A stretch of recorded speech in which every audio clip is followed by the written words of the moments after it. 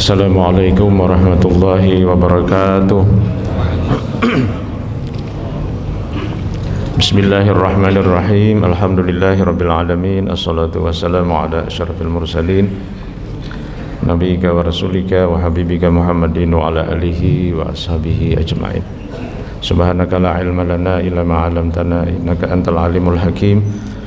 Wa la haula wa la quwwata illa billahil aliyyil azim. Amma ba'du.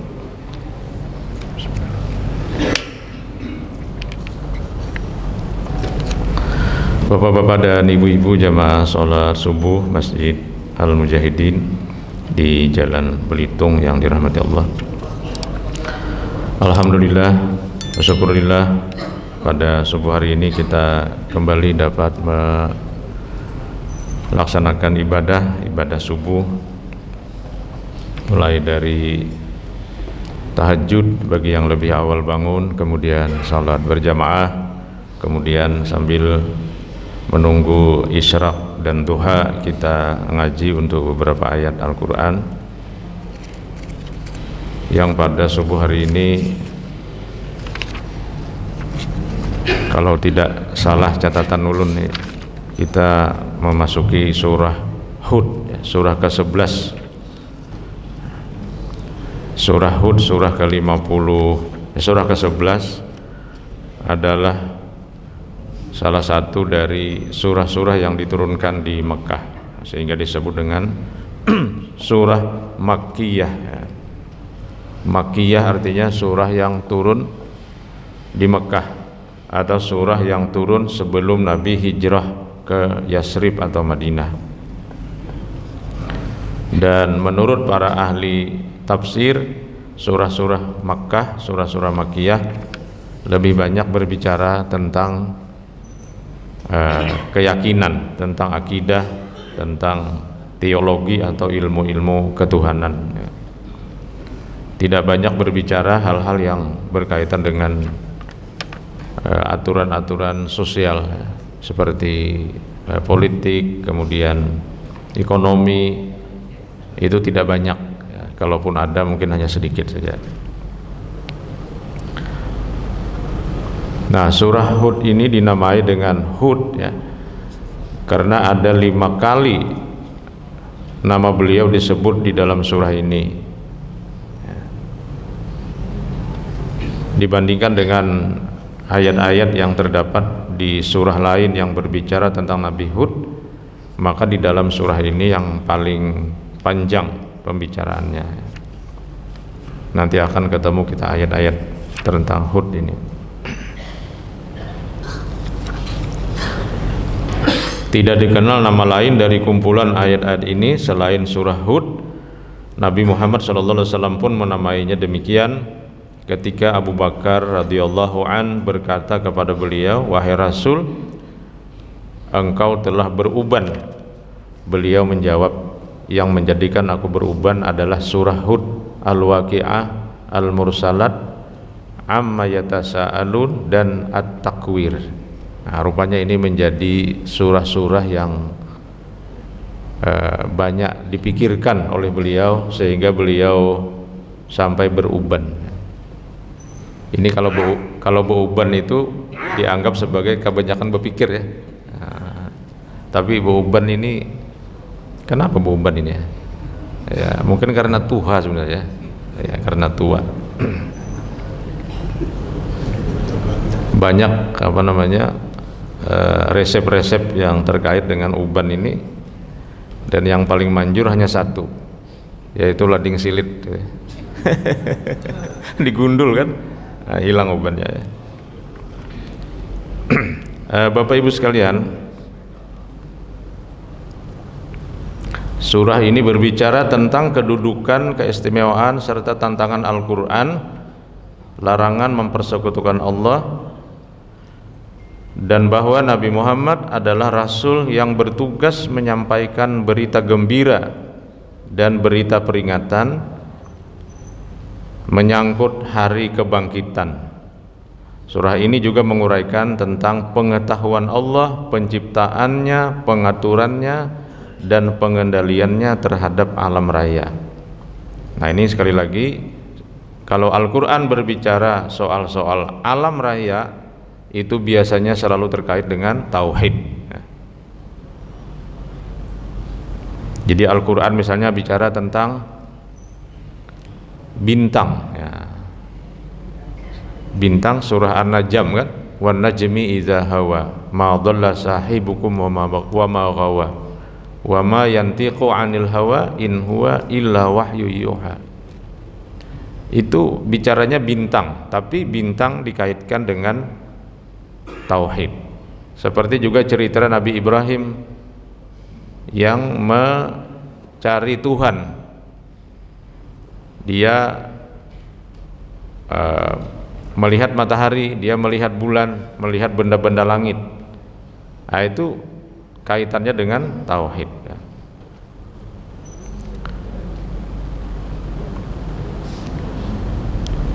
Tema utama surah ini menurut Al-Biqai ini seorang ahli tafsir yang banyak dikutip oleh mufassir-mufassir kontemporer karena kehebatannya menjelaskan kaitan antar ayat dan antar surah.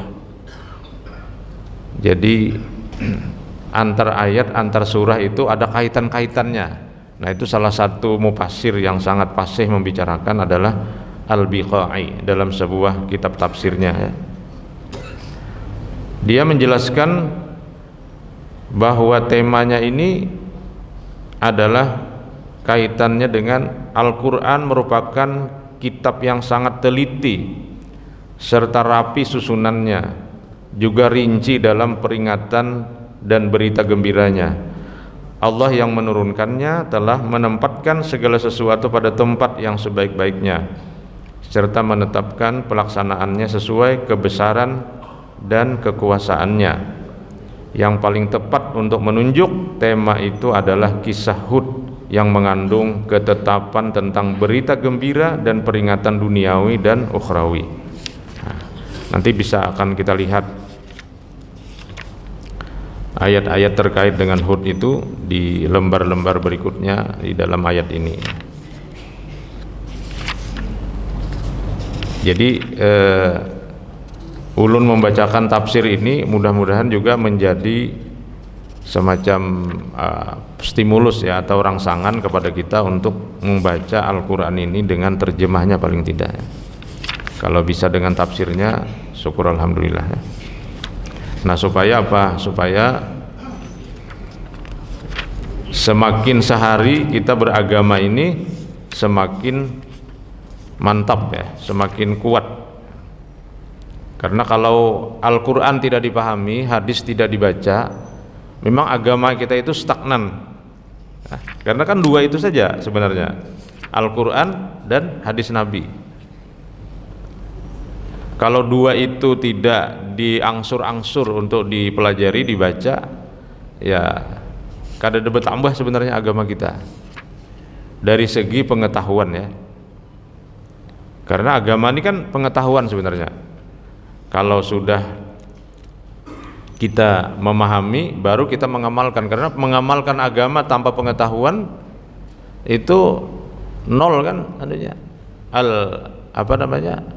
Agama tanpa ilmu itu kosong. Namanya taklid namanya. Nah, taklid itu dilarang di dalam agama.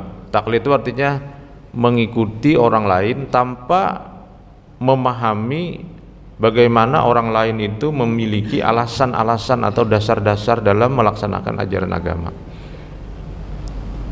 Nah, sekarang ini kan masih itu. Jadi taklid itu adalah dampak dari kekosongan ilmu. Ilmu dari mana? Dari Al-Quran dan dari sunnah Nabi. Tidak ada sumber lain ilmu agama itu kecuali Al-Quran dan sunnah Nabi. Bagaimana dengan ilmu pengetahuan kealaman? Ilmu pengetahuan kealaman itu juga berasal dari Al-Quran. Karena Al-Quran yang nyuruh agar kita mempelajari alam. Mempelajari alam ini kan tiga: fisika, kimia, biologi. Ini alam ini. Allah kan nyuruh mempelajari yang tiga ini. Nah, berarti ilmu alam itu sendiri juga berasal dari Allah. Kalau fisika itu terkait dengan benda-benda, ini fisik-fisik ini. Kalau kimia itu terkait dengan benda juga tapi lebih halus, sampai kepada semacam apa? Angin ini kan, udara ini ada oksigennya. Oksigen itu tidak bisa kita lihat, tapi bisa kita rasakan. Ketika kita bernapas, kita menghirup oksigen. Atau kalau kita ke rumah sakit, ada orang yang sistem pernapasannya terganggu, maka oksigennya harus didekatkan lebih banyak daripada normal karena mungkin paru-parunya terganggu. Di situ kita baru bisa melihat. Tapi kalau dalam keadaan normal seperti ini kita tidak melihat kan oksigen. Jadi materi-materi yang halus itu kimia, tapi bahayanya bisa lebih fatal daripada materi-materi yang besar. Nah, kemudian biologi terkait dengan makhluk hidup, baik fisika, kimia, biologi itu dijelaskan di dalam Al-Quran. Ya, artinya kita mempelajari ilmu alam juga sebenarnya bersumber dari Al-Quran. Kemudian kita mempelajari ilmu sosial terkait dengan hubungan antar manusia. Di situ ada ekonomi, ada politik, ada kebudayaan, ada sejarah. Ini juga berasal dari Al-Quran dan hadis juga. Al-Quran nyuruh kita belajar sejarah. Wah, itu Al-Quran bicara mulai manusia pertama. Bahkan Al-Quran bicara tentang komunitas makhluk sebelum manusia, sebelum Nabi Adam. Mungkin tidak ada buku sejarah yang bisa menjelaskan sejarah manusia sebelum Nabi Adam. Al-Quran ada bicara. Ketika Al-Quran berkata kepada malaikat, kata Allah, wahai malaikat, aku ingin menciptakan khalifah, generasi baru. Kata malaikat, ataja'alu fiha ma yufsidu fiha wa yasfikud dima. Apakah ya Allah engkau akan menciptakan makhluk yang berkelahi, menumpahkan darah, merusak? Berarti kan malaikat sudah punya pengalaman menyaksikan makhluk sebelum Nabi Adam yang pekerjaannya merusak dan berkelahi. Dalam buku sejarah manusia misalnya, mungkin sejarah umat manusia sekarang yang buku yang paling nyaman dibaca lah, itu judulnya Sapien. Sapien ini kan Homo sapien itu artinya manusia berpikir. Ada buku judulnya Sapien, ditulis oleh Yuval Noah Harari, ya, seorang guru besar sejarah. Itu tidak menjelaskan tentang manusia sebelum Nabi Adam, tidak ada. Al-Quran sudah bicara tentang manusia sebelum Nabi Adam. Jadi apalagi masalah ekonomi, masalah politik itu ada dalam Al-Quran. Jadi Al-Quran itu mengandung semuanya. Hanya ada yang rinci, agak rinci, ada yang global saja. Yang global itu menunjukkan bahwa manusialah nanti yang akan merinci, memahami teknis-teknisnya dan seterusnya. Misalnya Al-Quran bicara tentang biologi. Wa ja'alna minal ma'i kulla syai'in hayyin afala ta'qilun. Kami jadikan untuk setiap yang hidup itu dari air, apakah mereka tidak berpikir? Itu kan umum sekali. Berarti air itu menjadi unsur yang paling dominan dalam menciptakan kehidupan. Tidak ada air, tidak ada kehidupan. Planet bulan itu menurut informasi tidak ada banyu di situ, sehingga kedakwa hidup. Tapi di bumi mungkin 70% permukaan bumi itu adalah air, sehingga bumi adalah planet yang paling mungkin dan paling nyaman untuk ditinggali oleh makhluk hidup karena banyu banyak. Di kampung banyu sampai ke atas nyiur kan. Banyu nyiur. Jadi Ya. Di mana ada air, di situ ada kehidupan. Kalau di permukaannya tidak ada air, tapi di dalam tanahnya ada air, seperti di padang pasir, itu di bawahnya ada air. Atau laut yang nanti mereka proses untuk menjadi air tawar, ya. Seperti di Mekah, ya. Disuling air laut dari Laut Merah, kemudian dialirkan sampai ke Masjidil Haram. Oleh karena itu kita kalau berwudu di Masjidil Haram panas banyunya kan. Panas tuh karena perjalanan banyunya itu jauh. Pipanya dibentangkan di padang pasir, batu dan sebagainya, panas. Sehingga tengah malam pun kalau kita berwudu banyunya hangat, panas, ya. Kadang-kadang kita takajud, ya. Kalau di hotel memang ada putaran banyu panas kan, ada banyu dingin, ya. Tapi kalau di sana umumnya panas karena dibentangkan dari tempat yang jauh, ya. Nah, jadi Al-Quran berbicara tentang segala hal, bahkan segala hal itu baik baik duniawi atau ukhrawi. Nah, yang ukhrawi ini sudah di luar dari wilayah kompetensi ilmu pengetahuan manusia. Manusia tidak bisa menjelaskan tentang akhirat, tidak bisa, kecuali Al-Quran. Jadi berarti kan Al-Quran dan hadis melebihi dari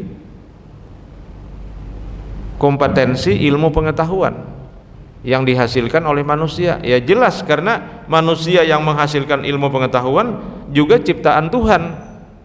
Maka tidak mungkin manusia akan melampaui kemampuan Al-Quran dalam menjelaskan segala sesuatu. Pasti tertinggal, manusia pasti akan tertinggal ketika menjelaskan sesuatu tentang kehidupan.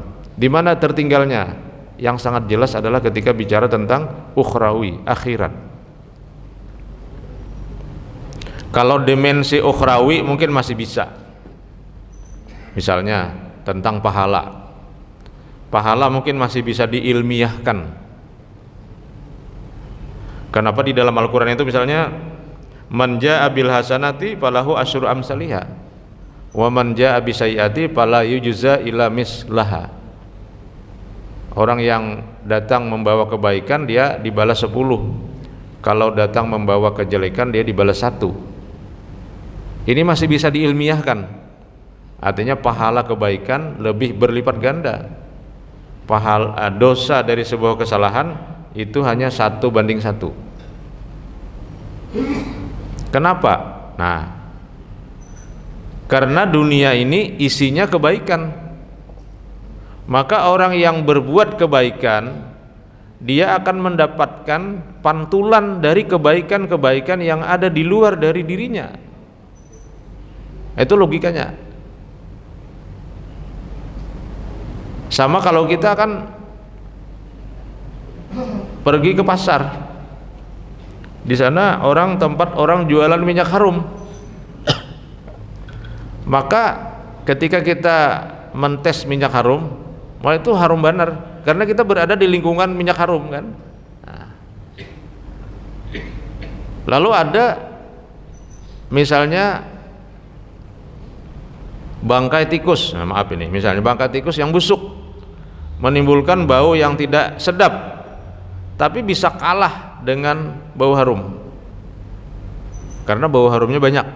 Nah, sama juga dunia ini isinya kebaikan.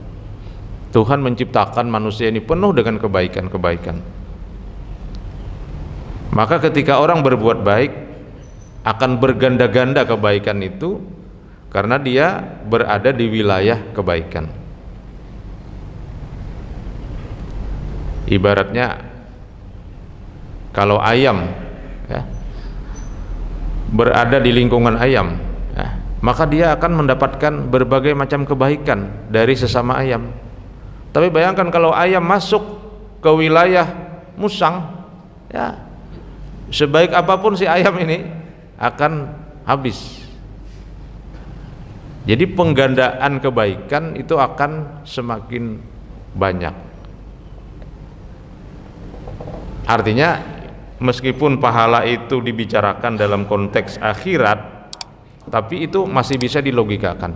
Tapi kalau misalnya bagaimana kehidupan di alam kubur, bagaimana kehidupan di alam barzakh, bagaimana kehidupan di padang mahsyar, nah itu ilmu pengetahuan sudah tidak bisa lagi membuat logika-logika. Nah disitulah kemudian kita disuruh untuk beriman dan percaya. Dengan kepercayaan itu manusia akan mengatur mundur segala kehidupan yang harus dia lewati. Jadi percaya kepada setelah mati itu untuk menentukan kehidupan sekarang. Nah ini agama ini. Jadi agama ini kan yang lalu sekarang akan datang. Tapi yang akan datang sebagaimana juga yang lalu itu tetap tujuannya untuk mengatur yang sekarang. Ini skemanya, skema agama ini. Jadi kalau kita sholat itu kan sekarang, itu jelaslah untuk kita karena sekarang.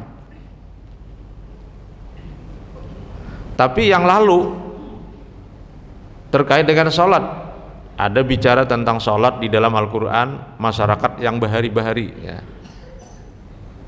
Antara lain misalnya Allah berbicara bahwa orang-orang yang sholat itu ada yang celaka, fawailul lil musallin allazina hum an sholatihim sahun. Jadi orang-orang yang lalai itu mendapat kecelakaan. Itu yang lalu. Nah itu untuk mendorong kita agar jangan lalai. Lalu nanti di akhirat juga diinformasikan ada nanti orang yang disiksa oleh Allah karena dia tidak sholat. Nah, berarti itu juga mendorong kita kepada kita di masa sekarang untuk melaksanakan ibadah sholat. Jadi baik yang lalu maupun yang akan datang itu semuanya bertujuan untuk mengatur yang ada di masa sekarang. Nah itu kata para ulama, begitu hebatnya Al-Quran itu termasuk di dalam surah Hud ini, sehingga di ayat pertama alif lam ra kitabun uhkimat ayatuhu summa fussilat min ladun hakimin khabir ya. Alif lam ra inilah yang terdiri dari huruf-huruf semacam huruf-huruf itu yang menghasilkan suatu kitab yang agung tuntunannya dan yang ayat-ayatnya disusun dengan rapi. Uhkimat ayatuhu, disusun dengan rapi. Kemudian setelah keistimewaan yang demikian agung dalam kedudukannya sebagai suatu kitab yang utuh, ia bertambah istimewa lagi karena ayat-ayatnya dijelaskan, fussilat, dijelaskan secara terperinci oleh Allah dan Rasulnya yang sejak semula diturunkan dari sisi Allah yang maha bijaksana dan maha tahu. Nah ini menunjukkan keistimewaan Al-Quran. Ada satu lagi keistimewaan Al-Quran itu. Al-Quran itu kan dibaca dengan napas. Beda kalau kita membaca buku kan. Kalau baca buku kan mungkin dibaca dalam hati saja. Kalau Al-Quran kan dilafalkan, kemudian lafal-lafalnya itu sangat khas dan dibaca dengan napas yang teratur. Apalagi kalau orang mengaji yang belagu kan, itu salah satu penilaiannya adalah napas. Maka ada istilah orang ngaji itu mencuri napas, tapi ketahuan juga oleh Dewan Juri. Ada kawan dicuri-curi napas itu. Maka kemudian ada latihan napas panjang. Saya ingat dulu ketika kecil belajar ngaji itu latihan napas panjang itu di dalam air. Jadi belalawasan benyalam. Nah itu kalau bisa bermatian dong gitu. Jadi itu latihan yang cukup berbahaya. Tapi oleh guru ya 1, 2, 3 nyalam bertahan.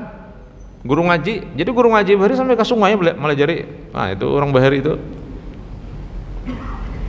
Nah kayaknya ada nang tahan sekian lamanya. Nanti latih lagi. Kemudian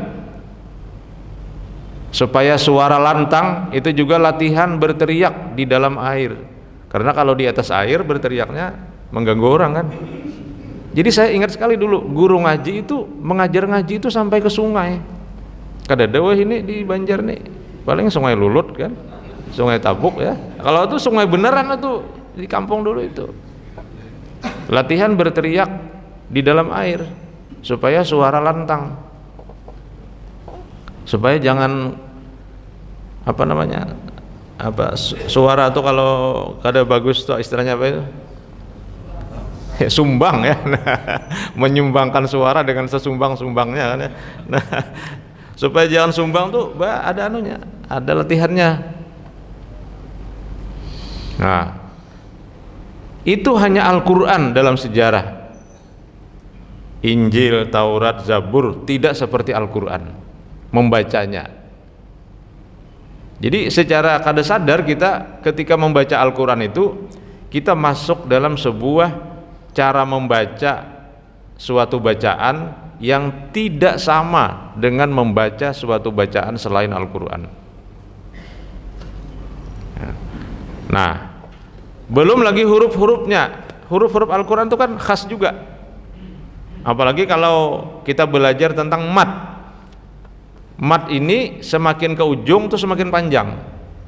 Yang namanya mad arid li sukun karena kita bawa kap di ujung sukun, lalu sebelum huruf ujung itu ada huruf mad, baik alif, waw atau ya, maka kita disuruh memanjangkan dengan sepanjang-panjangnya, minimal 6 harakat 3 alif.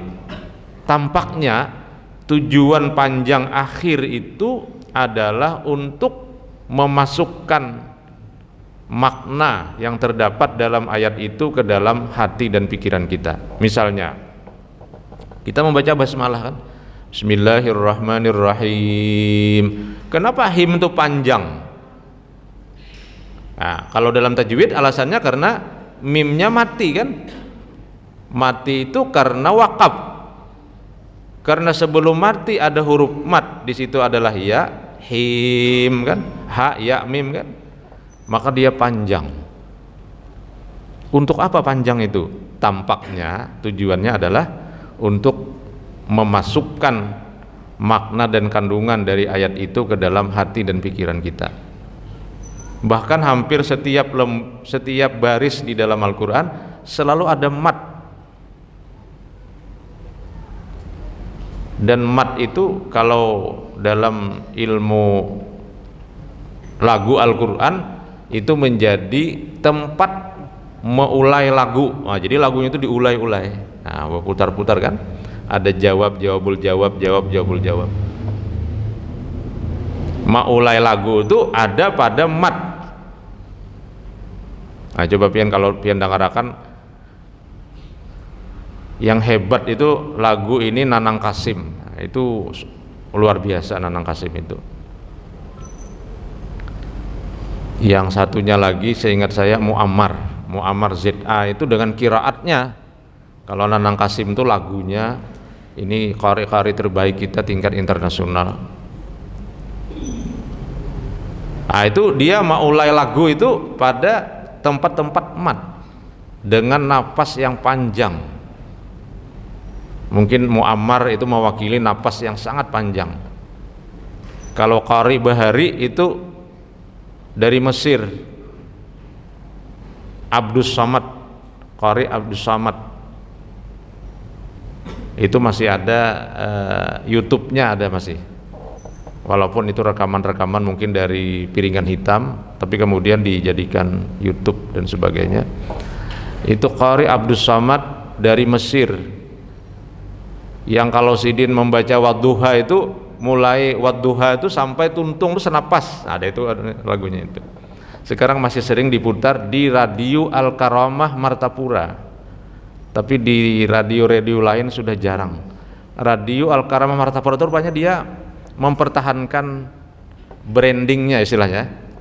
Jadi ma'ayat, kalau bahasa Banjarnya kan ma'ayat. Kalau parak sampai azan itu kan ada ngaji.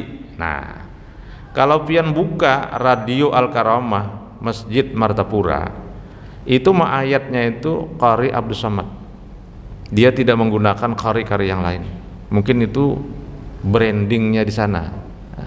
Artinya itulah ciri khasnya Radio Al-Karamah Martapura. Nah, itu kalau dia membaca Ad-Duha itu dari pemulaan sampai ayat terakhir itu satu napas. Dan orang kalau mau undang Abdus Samad itu ke suatu wilayah untuk mengaji, itu seperti konser. Mungkin itu karena bahari lah. Jadi hibak di sebuah majelis yang sangat besar, dudukan seperti ini berkeliling, Abdus Samad mengaji. Ada yang menangis, ada yang macam-macam mendengarkan Sidin mengaji. Itu bahari, mungkin tahun 60-an. Qari Abdus Samad, bisa dilihat di YouTube-nya. Nah, jadi ini bagian dari kekhasan Al-Quran dalam rangka untuk Al-Quran itu betul-betul masuk ke dalam hati dan pikiran manusia, menggunakan bacaan dengan sistem napas khas, yang kalau kita habis napas di pertengahan ayat, maka ketika kita mau melanjutkan kita ulang. Bahkan juga nanti membaca Al-Quran itu pemberhentiannya itu harus pada kata yang sempurna. Kata yang sempurna. Kalau tidak sempurna, maka kita balik memundur. Biasanya kalau kata sempurna itu ada tanda wakaf. Wakaf itu nanti dipelajari saja di dalam ilmu tajwid.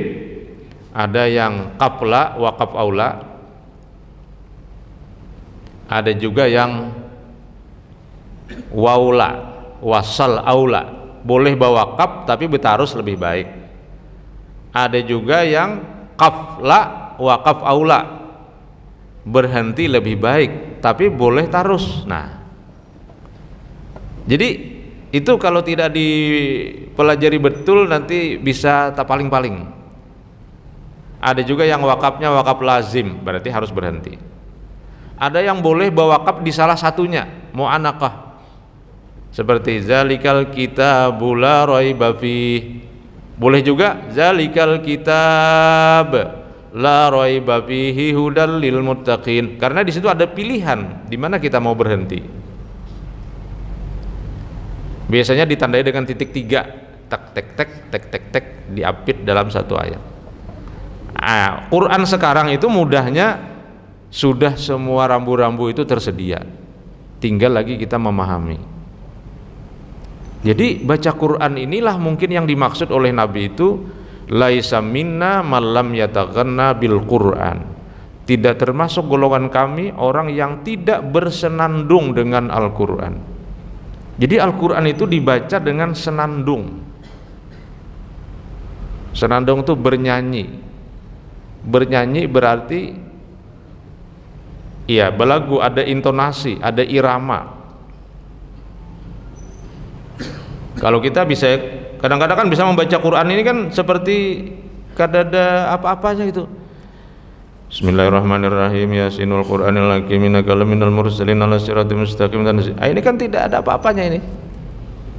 Seperti orang nah, mestinya kan Yasin wal Qur'anil Hakim. Jadi jelas, tegas. Innaka laminal mursalin ala siratim mustaqim tanzilal azizir rahim. Jadi kita tidak mengejar kuantitas dalam membaca Al-Quran, tapi mengejar visi yang ditunjukkan oleh Al-Quran sendiri tentang dirinya. Apakah visi dan misinya itu dapat kita wujudkan sebagai pembaca Al-Quran. Nah, maka disinilah keistimewaan Al-Quran tadi berbeda dengan kitab-kitab lain, berbeda dengan Injil, Zabur, Taurat.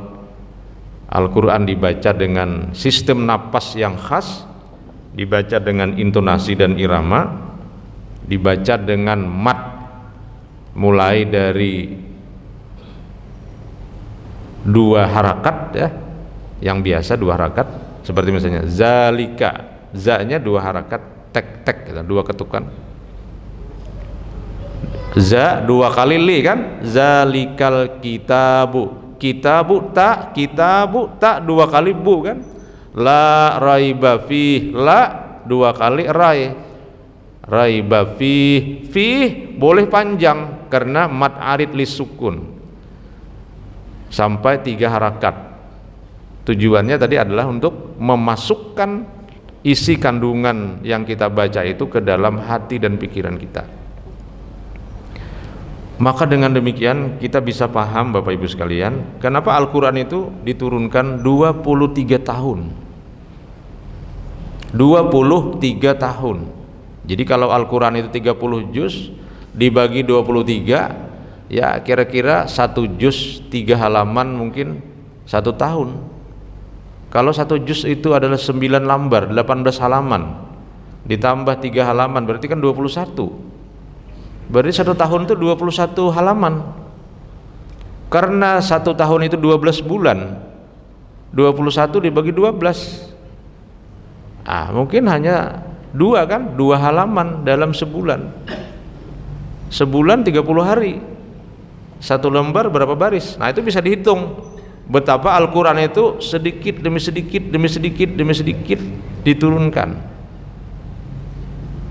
Ini untuk agar visi dan misi Al-Quran sebagai kitab yang menjelaskan dan memberikan petunjuk itu betul-betul mencapai sasaran. Nah ini kata Al-Biqai sebagai seorang pakar tafsir kontemporer, ketika dia menjelaskan kitabun uhkimat ayatuhu summa fussilat min ladun hakimin khabir. Jadi dari sinilah kita merasakan luar biasa Al-Quran itu.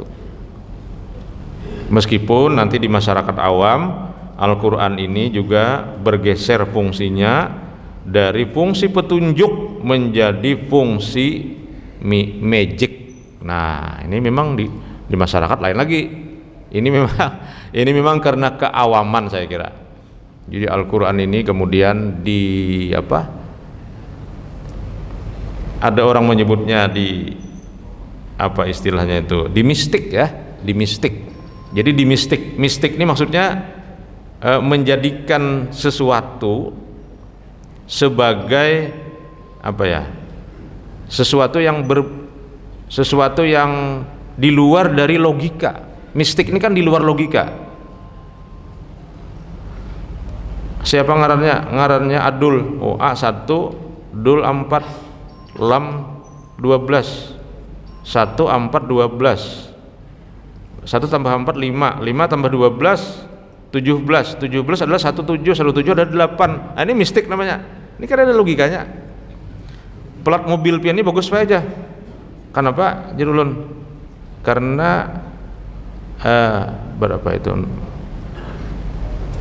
1755 apa juga bagusnya 17 itu pada 8 aja 55 itu 10 berarti 18 itu 9 itu angka paling tinggi. Majulun lah. Ini mistik namanya. Jadi mistik ini, nah Al-Quran itu kadang-kadang dimistikasi oleh masyarakat. Nah, makanya ada orang kapan lahirnya, di mana ini yang bagus surahnya ini. Itu namanya mistik. Numerik Al-Quran namanya. Padahal itu mungkin ya yang namanya surah Al-Quran kan semuanya baik, tidak ada yang tidak baik, semuanya. Kalau misalnya Yasin ini lebih hebat daripada Al-Waqi'ah, Al-Waqi'ah lebih hebat daripada An-Nas, An-Nas lebih hebat daripada Al-Kafirun. Tidak. Semua Al-Quran itu zalikal kitabu la raiba fihi hudal lil muttaqin. Dia menjadi huda, menjadi petunjuk. Nah, jadi oleh karena itulah kita harus terus menggali mutiara yang ada di dalam lautan Al-Quran ini agar kita bisa lebih paham, lebih mengerti dan lebih dalam ketaatan kita kepada Allah Subhanahu wa taala. Karena kita beribadah, kita hidup dan melaksanakan tugas-tugas ini berdasarkan Al-Qur'anul Karim ya. Baru-baru ini Adi Hidayat diberi gelar honoris causa doktor oleh Universitas Muhammadiyah Jakarta. Nah, mungkin sekitar 4-5 hari yang lalu. Itu pidato pengukuhannya sebagai doktor honoris causa itu sangat bagus. Saya kira kalau nanti pian baca, pian dengarkan lagi di YouTube ya. Itu antara lain yang ulun jelaskan tadi. Ya. Betapa Islam dengan Al-Quran itu sudah sangat rinci ya, mengatur segala hal. Maka kata beliau, kalau Indonesia ini ingin menjadi negara yang hebat, dan kebetulan Indonesia ini 80% lebih adalah orang Islam, maka tidak ada jalan lain kecuali kita kembali kepada mutiara-mutiara Al-Quran, baik dalam bidang pendidikan, kebudayaan, ekonomi, sampai kepada soal-soal pertahanan negara. Itu sudah ada di dalam Al-Quran, dan beliau sekarang sedang mendesain implementasi teknisnya sehingga nanti bisa diaplikasikan oleh lembaga-lembaga pendidikan supaya Al-Quran ini betul-betul menjadi sumber dari segala-galanya. Nah, itu coba nanti kalau ada waktu pian buka YouTube penganugerahan doktor honoris causa dalam bidang manajemen pendidikan kepada Ustadz Adi Hidayat oleh Universitas Muhammadiyah Jakarta yang dilaksanakan kalau tidak salah hari Rabu kemarin, kalau tidak salah Rabu atau Selasa ya. Nah, oleh karena itulah kita merasa beruntung menjadi seorang muslim dan muslimah dengan kitab suci Al-Quran yang terus-menerus kita pelajari, karena dari sanalah kita akan mendapatkan petunjuk-petunjuk dalam rangka memperbaiki hidup dan kehidupan kita ini. Demikian yang dapat ulun jelaskan. Hadanallahu wa iyyakum ajma'in. Subhanaka rabbana wa bihamdika asyhadu an la ilaha illa anta astaghfiruka wa atubu ilaik. Assalamualaikum warahmatullahi wabarakatuh.